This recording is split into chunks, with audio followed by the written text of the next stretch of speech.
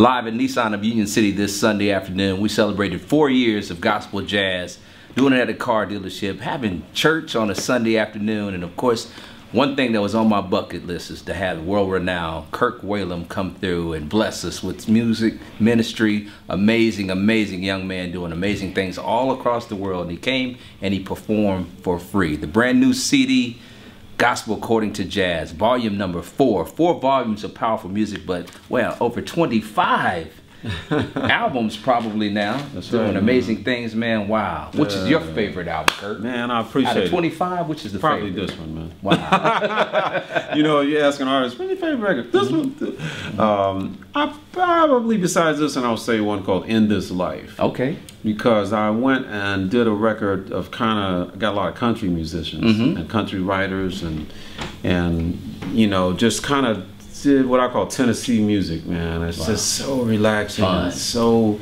you know, very authentic, very organic sounding. Good. And so funny thing, I did that record while I was in Columbia. And you know, I always say if I had been Kenny G or somebody, that would have been a hit record. But I guess me being who I am with this color scan or whatever, the record company said, yeah, that ain't what we looking for. So see you later. So they dropped me from Columbia. And so fast forward, then I'm with the Warner Brothers, and I actually made money. But fast forward, and I go to South Africa, and I play I wasn't going to play anything from that record. I tried to forget that record, right? As much as I enjoy doing it. This brother asked me on the way from the airport, like, are you going to do something from In This Life? I'm like, what? Wow. And then this other person asked me, are you going to do something from In This Life? And another person, are you going to? I'm like, I guess I'm going to do something from this. Wow. I did this song, man. These thousands of people at the Cape Town Jazz Festival. Right. I couldn't even see the end of the crowd. Wow. I started one of the songs. I couldn't get 2 bars into the song, and they were singing. They are music connoisseurs, and they are crazy, man. They were singing the whole thing because it's a different thing. It's like something I believed in, I felt. They felt me, as opposed to, well, does this fit in the format? Wow. There's no format. It's like, is it good? Play it. No. You know, so I'm just grateful for that, man. And what you've done with this, man, this is huge for someone like me because we don't naturally fit in the kind of, you know, boxes.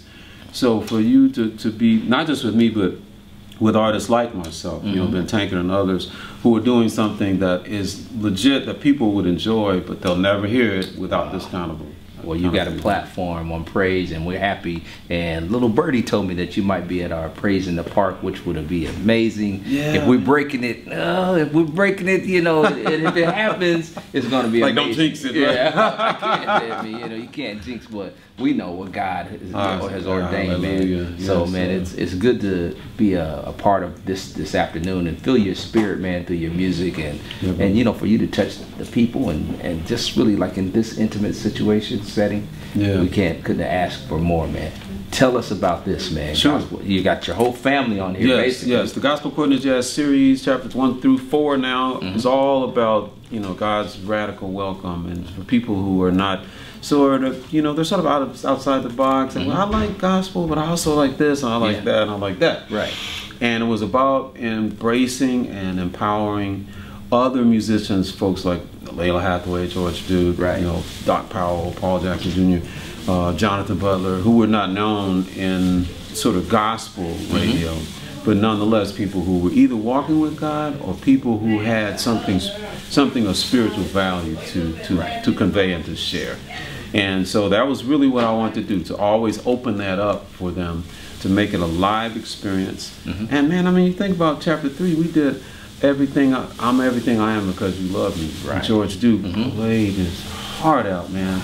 Now he's gone. Yeah. So like, you know, those are the types of things that we've been able to do with this series, man. And I'm just waiting to see what God is doing on this one already. It's just pretty exciting. In fact, as we were doing our event here, it was about 8 or 9 o'clock in South Africa. They were playing the CD live. Awesome. So you on all around the world. Wow. So it was like simultaneous. Yeah, and in that conversation, if you listen carefully, Kirk Whalum just defined what gospel jazz is.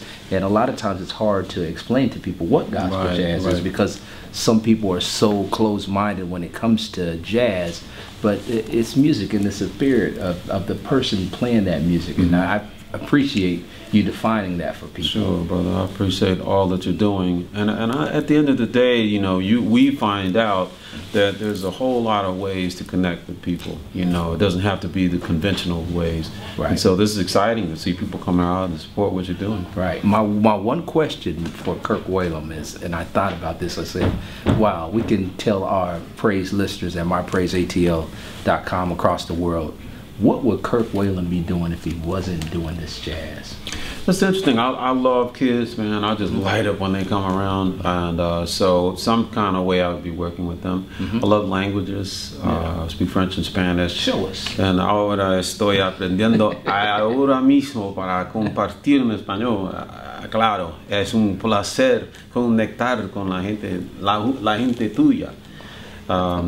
Et en français, on peut dire que moi je suis un personnage qui ça me touche beaucoup de partager ce que j'ai appris, la musique, les langues, tout ça.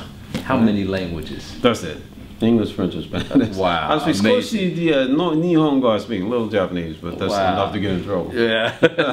But I feel like the language of music is really the main language I speak. And that's the universal language. Universal language. Just something that you can, we played in Brazil last past year, we played in Japan, we were in Northern Ireland, we were all over South Africa, and all you gotta do is play the note, and already God is working. There it is. Before you open your mouth. And thanks for sharing it with us, that universal language that he's so renowned for, Mr. Kirk Whalum. Bless you, man. Man, bless you. Thank you for being a part of this, man. Sure. We sincerely appreciate it. And we'll take this platform and continue to lift you up as you lift God up in your music. Thank you, brother. I appreciate it. Kirk Whalum, man, bad dude, the amazing. You know, Ben Tankard we've given him the nickname, the Godfather of gospel jazz. That's great. I love that. We got to give you a nickname, man. Godson. Godson.